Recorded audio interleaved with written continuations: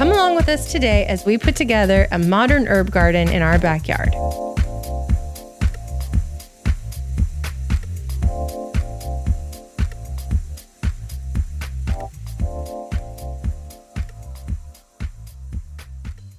We've lived in our home 8 years, and every year we like to add on or finish an aspect of our home. This spring, we decided to complete our side yard with a modern herb garden. We called in our concrete guys, and they formed these 4 large, beautiful garden beds that we're going to plant herbs in and flowers and lots of fun different things.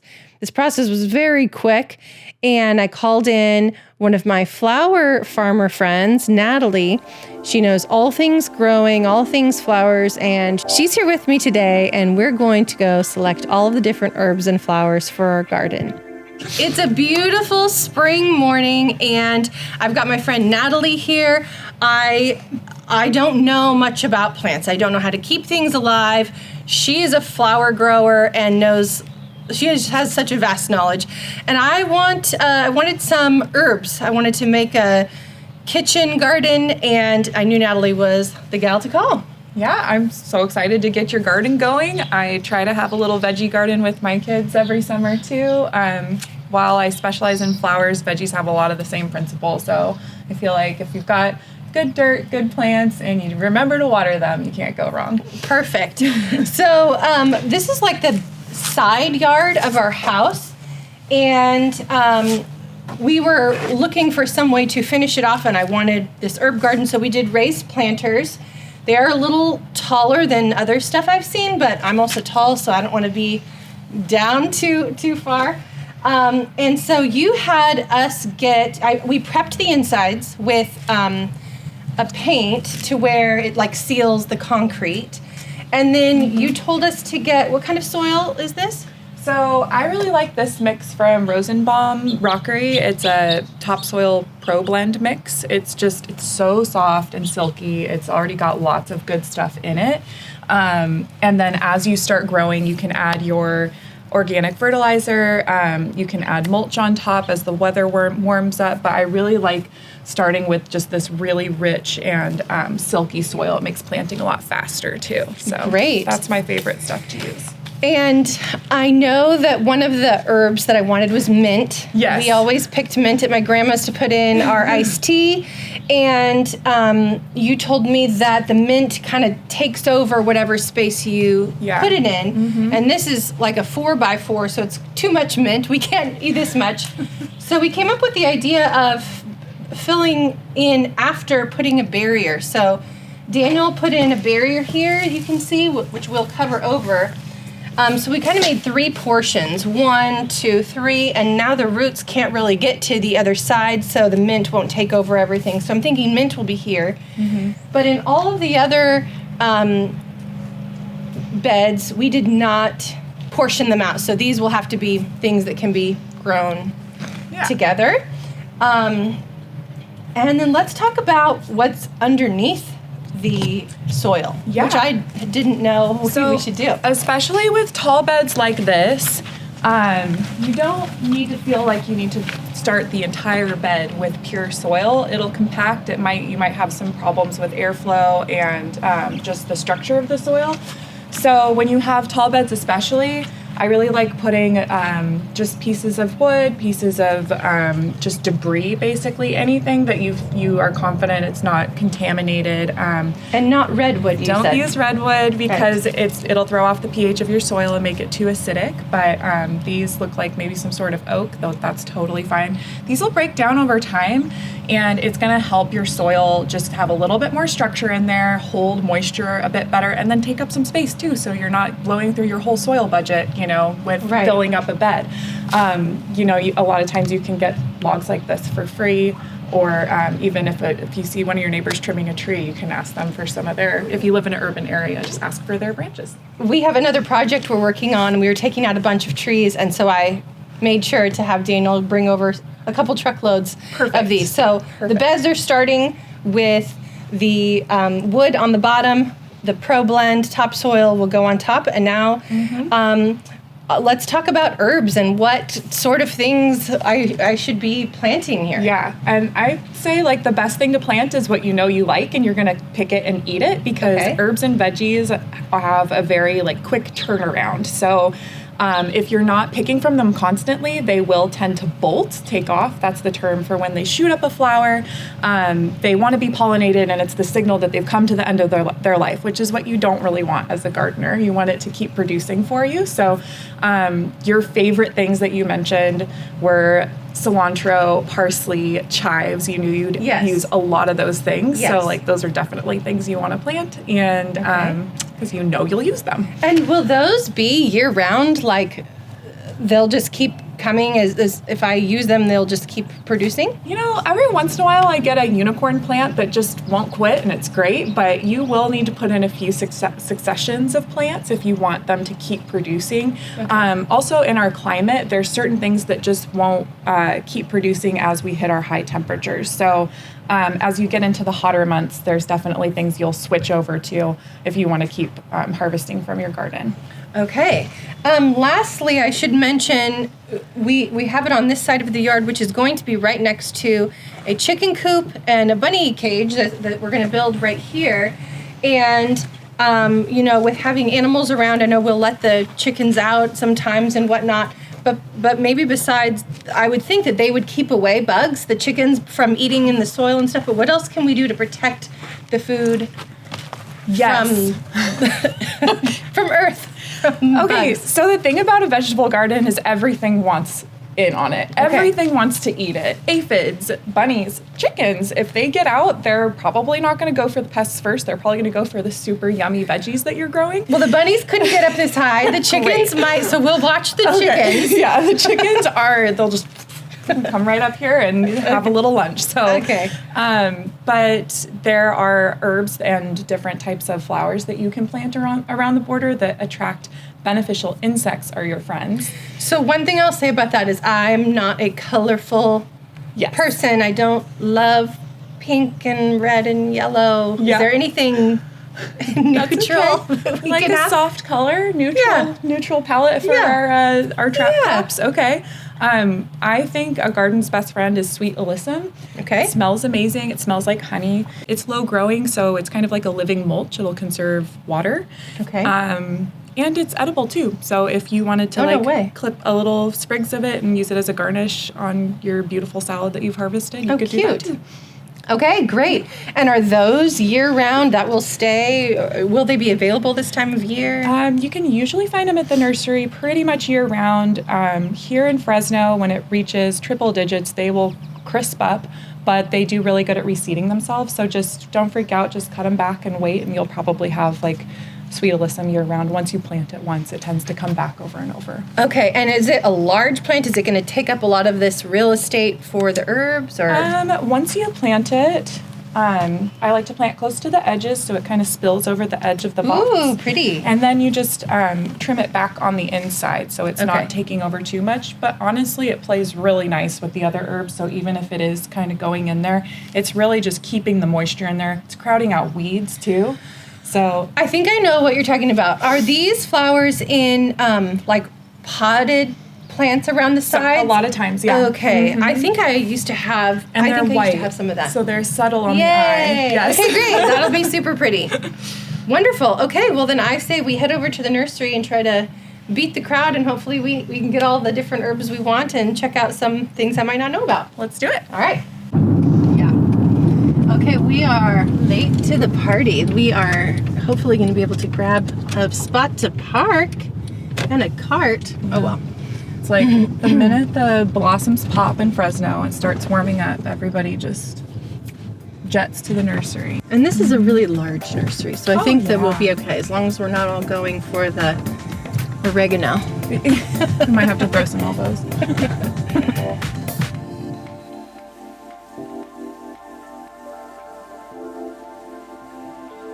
So we'll get, how many trays of this do you think? For the 4 beds that you're doing, I would do a flat per bed.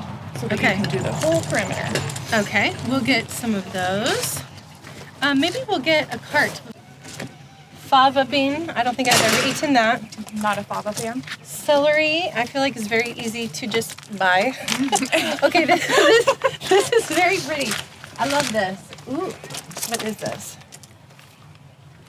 Red leaf chicory? Is that like a lettuce? Oh yeah, it's in the radicchio family, so it's gonna be a little bit on the bitter side, but it Okay. pairs really well with like pears and citrus in there. Ooh. Yeah, poppy seed dressing. Is it bad to get something just because it's pretty? No. If you don't. Okay. No. Well, I grow flowers. I like all the pretty things, so And then, we do have bunnies. Well, the bunnies would probably I think they'll eat it. like if we don't love it. This is pretty. I definitely want to get some. All right, we'll do some of that. Spinach. Oh, great. For smoothies. Yes. We could have a smoothie bed. And you will be listen. shocked how much better spinach tastes when you just pick it straight off a plant versus getting it out of the bag at the grocery store. Like, it is just, I mean, I'm not a huge veggie lover, but I will say it's actually delicious. Okay. Yeah.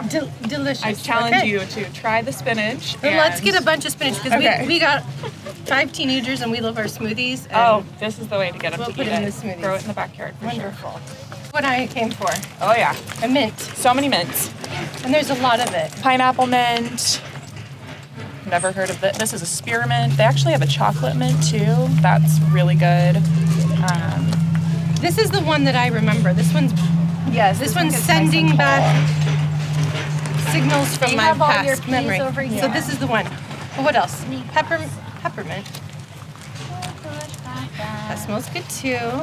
Pineapple mint, mint strawberry, orange mint. All this mint's just used for the same thing. It's just giving a different flavor. Absolutely. So if you're a big mojito fan, you have a lot of fun with the different garnishes here. I love this one. This has got to be the one Yeah, apple that we mint. do. Yeah, so we'll get a bunch of those. Okay.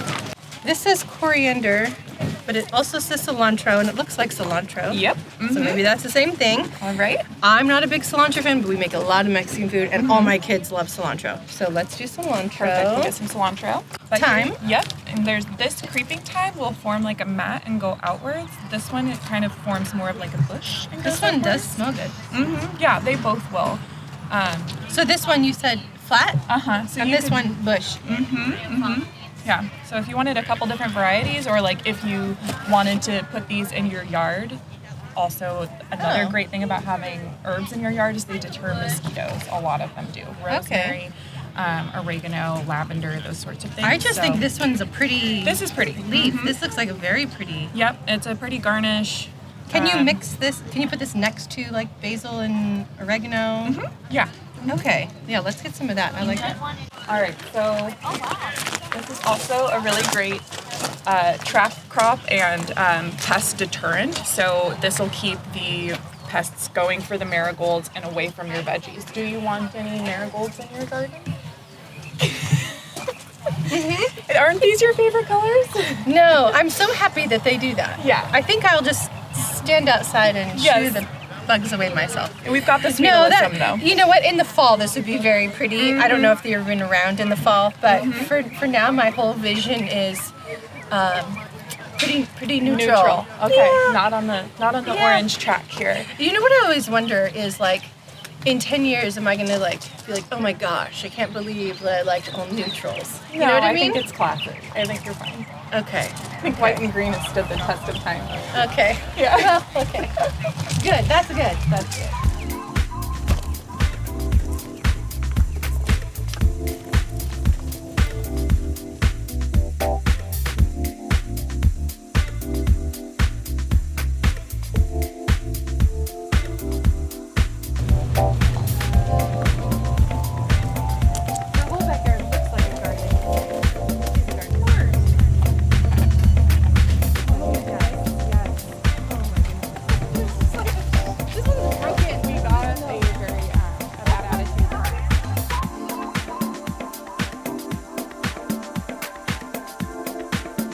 Most excited about the way that these look, that maybe these go here Yeah. again, like first thing you'd kind of see. So we'll do the lettuces. salad bar going. Yeah, this will be the salad one. Great. Let's do this one maybe as in all the Italian things. Okay. Basil, I think we have. Let's see, this is cilantro, so maybe we do all the salsa things over there. The fiesta bed. Ooh, I like that Fiesta bed. And, ooh, the tomatillos. These look tall, so maybe these can go in the back. Yes. This is also salsa. It also looks like Fiesta. that bed gets a little bit of shade, which is great for the cilantro because it doesn't like to be hot. Oh, look at that. It's like I knew. Now this feels like decorating. Scale, pattern, Yeah. clumping like things together. This part I can do. Mm-hmm. Oh, I've been waiting to use these. Leslie's been real excited. Yeah. Natalie asked me to get worms. One thing that doesn't come included with your topsoil is, microorganisms and things like that. So you kind of have to get it started, but that is probably the most fun to do with kids, yeah. Oh, that's so pretty. Isn't that pretty? Oh, Yeah. that's so pretty. Once you kind of get them laid And out. the roots are pretty. Just gonna help with the spacing. I just like doing it this way. It helps me go faster. When you're planting a lot of things at once. So you're not kind of trying to make that decision as you're planting each thing. You can just lay them out and then you know where each thing is going and you can knock it out really fast. So we've got two options. Option one is I've got a zone of all this stuff on drip, these plants on drip, and I can tee into that. Or I'm actually bringing over like a source water line to this area, so it can have its own drip system or whatever you think is, whatever your recommendation is, I can make happen. Yeah. So I think having this guy on its own zone is a good idea. Okay. Or at least being able to turn it off if it's on the same one as that. Okay. And do you like misters for vegetable gardens, or do you like 1/4 inch drip kind of ran through, or what do you think is the best approach there?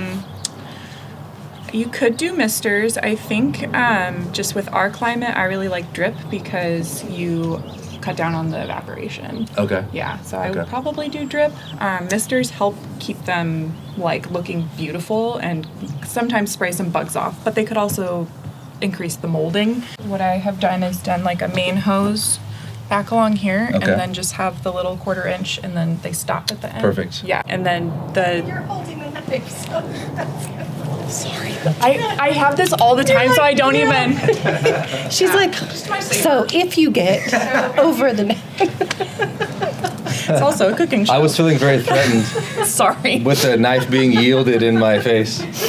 Their sword. Taking notes like, who sword. else have I done that to in the last week? Like, I'm sorry, I'll make sure I put the drip in right. Hey, let's talk about this. It's up to you, but. So to recap, we're going to have each planter will have a 1/2 inch line kind of coming up the back, and then I'll have a main shutoff valve maybe on the back, and then each of the 1/4 inch drip tapes or drip line will have its own little valve, so we can totally isolate everything.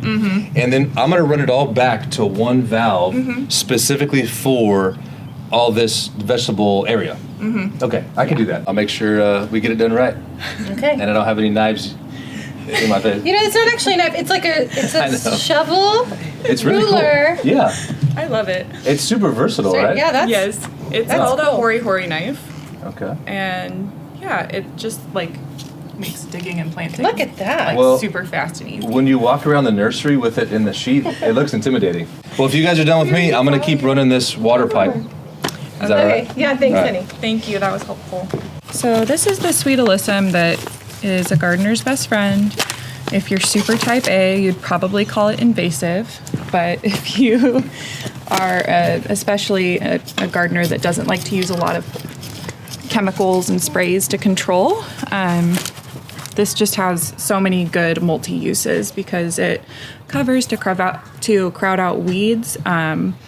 It attracts beneficial insects, and then it also lures the aphids away from your beautiful vegetables. They'll come make a home here instead, and provides the perfect little habitat for ladybugs to make a home too.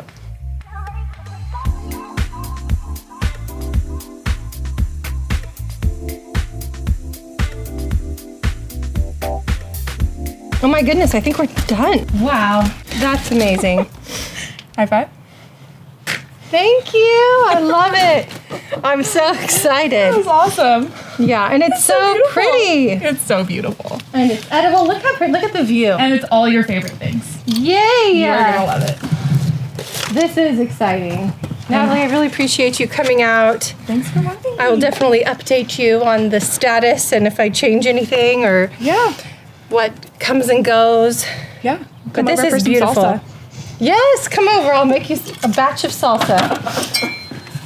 All right, so we'll just get these watered. Yes. And then let the sunshine do its thing. All right, we just got back from planting a couple beds. It's looking so great and beautiful. There's a Fiesta bed, an Italian bed.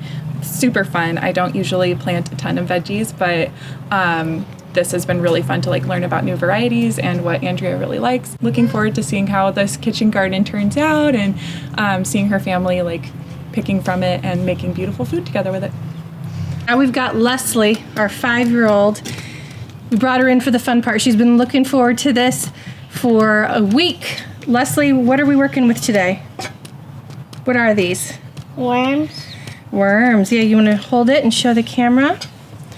We're going to put the worms in the dirt. We're going to scoop a spoonful of dirt out, and then you're going to scoop a little spoonful of worms in, and then we're going to cover it, and the worms are going to go into the dirt and make the dirt more healthy for the plants. Okay? Mm-hmm. Okay. So let's see if we can do one. Ooh. Good. That's good right there. There's some worms there. Hi, worms. All right, let's do one right here. Can you reach this right here? Mm-hmm.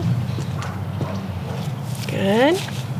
Good. Let's see. Let's do... Are we doing on the side or in the middle? We'll probably put some in the middle too. There you go. Can you dig a hole right here? Yeah. You pick where you want to dig a hole and then put some worms down and cover them up. This one kind of smells like Christmas to me. Can you eat this one? You can. You can put it in some drinks. You can put it on a steak after you barbecue it or while you're barbecuing it and the flavor will go in. These are just little flowers that the bugs will come and eat so that the bugs don't eat the real food. All right, it looks like our garden is ready to grow.